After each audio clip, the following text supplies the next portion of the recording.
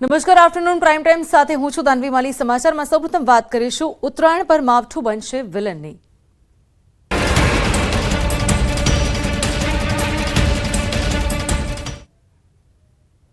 તો પતંગ રસિયાઓ માટે માઠા સમાચાર છે. હવામાન નિષ્ણાંત નવાલાલ પટેલની આગાહી છે કે ઉત્તરાયણની આસપાસ વાતાવરણમાં પલટો આવશે. 14 અને 15 જાન્યુઆરીએ વાદળછાયું વાતાવરણ રહેશે. 15 જાન્યુઆરી મધરાતથી પવનનું જોર વધશે. તો 16 અને 17 જાન્યુઆરીએ પવનનું જોર વધુ રહેશે. 5 અને 6 જાન્યુઆરીએ પણ હવામાનમાં પલટો આવી શકે છે. તો 11 જાન્યુઆરીએ ઠંડીનો ચમકારો વધવા લાગશે. જાન્યુઆરી મહિનામાં વેસ્ટર્ન ડિસ્ટર્બન્સ આવતા રહેશે. તો વારંવાર વાતાવરણ જે છે બદલાતું રહેશે, એટલે કે સાનુકૂળ પરિસ્થિતિ નહીં દર્શાય તેવું અંબાલાલ પટેલે કહ્યું છે. અને ખાસ કરીને ઉત્તરાયણ દરમિયાન જે માવઠું છે તે આવી શકે છે. વેસ્ટર્ન ડિસ્ટર્બન્સ એક પછી આવ્યા કરશે. જાન્યુઆરીમાં ભારે વેસ્ટર્ન ડિસ્ટર્બન્સ આવશે. ઉત્તરાયણ આસપાસ પણ થોડોક હવામાનમાં પલટો થઈ શકે છે. આ તરફ મહત્વપૂર્ણ સમાચાર. અમદાવાદમાં એમસીના કર્મચારી પર વધુ એક હુમલો. મહિલા કર્મચારી પર હુમલાના લાઈવ દ્રશ્યો સામે આવ્યા છે. એમસીના યુએસડી વિભાગના મહિલા કર્મચારી પર હુમલો કરાયો છે. મહિલા કર્મચારીને માથામાં ઈજા થતા હોસ્પિટલમાં દાખલ કરાયા છે. તો અગાઉ પણ અસારવા ખાતે ઇન્ચાર્જ ડેપ્યુટી કમિશનર પર હુમલો થયો હતો.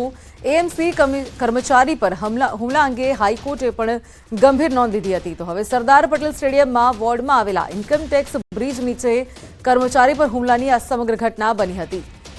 હુમલાના ઘટનાના લાઈવ વિડીયો પણ સામે આવ્યા છે. ઘર વિહોણા આશ્રિત દંપતીને આશ્રય ગૃહમાં મોકલવાની વાત કરવામાં આવી રહી હતી, ત્યારે આ પથ્થરમારો કરવામાં આવ્યો.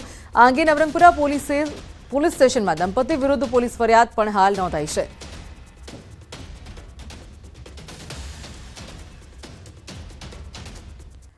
તો આ અંગે વધુ વાત કરીશું. અમારા સંવાદદાતા પ્રણવ જોડાઈ ગયા છે, તેમની પાસેથી વિગત મેળવીએ. પ્રણવ, અત્યારે હાલ જે ઘટના સામે આવી રહી છે, કર્મચારી પર હુમલો કરવામાં આવ્યો છે, આ પ્રકારની ઘટના કેટલી નિંદનીય છે? જી,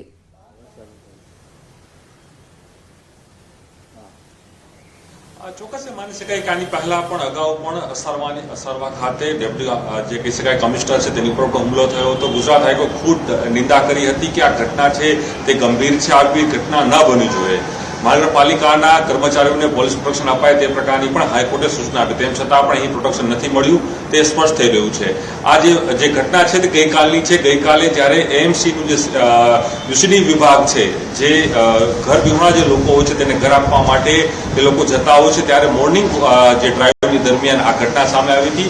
એક દંપતી ઇન્કમટેક્સ બ્રિજ નીચે પોતાના જે કપડાં છે તે જે લેડીઝ ધોઈ રહી હતી, પાણી છે તે વેડફી રહી હતી. તે સમયે એએમસીની ટીમ ત્યાં પહોંચી હતી અને તેઓને કહ્યું હતું કે આપ અહીંથી જતા રહો, પરંતુ જે દંપતી છે તે ઉશ્કેરાયું હતું અને દંપતી દ્વારા જે મહિલા કર્મચારી છે, નાની જે કર્મચારી જે દ્રશ્યોમાં પણ દેખાઈ રહ્યું છે વિડીયોની અંદર, કે તેની સાથે તે હાથાપાઈ કરી રહી છે, બોલાચાલી કરી રહી છે, અભદ્ર શબ્દો છે તે બોલી રહી છે. અને એક સમય માટે તો એટલી ઉગ્રતા બની ગઈ હતી કે જે મહિલા છે એ મહિલાએ પોતે ત્યાં રહેલા જે પથ્થરો હતા એ પથ્થરો પણ એએમસીની ગાડી ઉપર ફેંકવાની શરૂઆત કરી દીધી. તેના જ કારણે જે મહિલા કર્મચારી છે યુસીડી વિભાગની, જે મહિલા કર્મચારી ઇજાગ્રસ્ત થાય છે, તેના માથાના ભાગમાં ઈજા થાય છે. ત્યારબાદ તેઓને તાબડતોબ 108ના માધ્યમથી એસવી હોસ્પિટલમાં દાખલ કરવામાં આવે છે. એસપી હોસ્પિટલમાં તેઓની સારવાર ચાલી રહી છે અને હજુ પણ 2 દિવસ તેઓને આઈસીયુમાં રખાય તે પ્રકારની સ્થિતિ હાલ અહીં જોવા મળી રહી છે. એટલે ગંભીર બાબત એ છે કે મહાનગરપાલિકાની યુસીડીની જે વિભાગ છે તેની વાત હોય, સીએનસીડી વિભાગ હોય તેની વાત, તેના કર્મચારીઓ પર સતત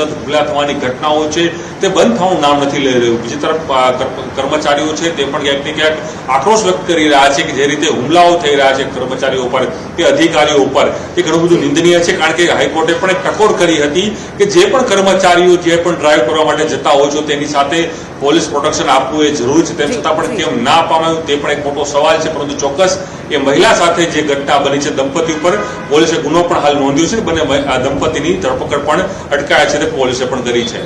ચોક્કસ પ્રણવ, આપ જોડાયેલા રહેજો અમારી સાથે. અનેક વિગત સામે આવી રહી છે.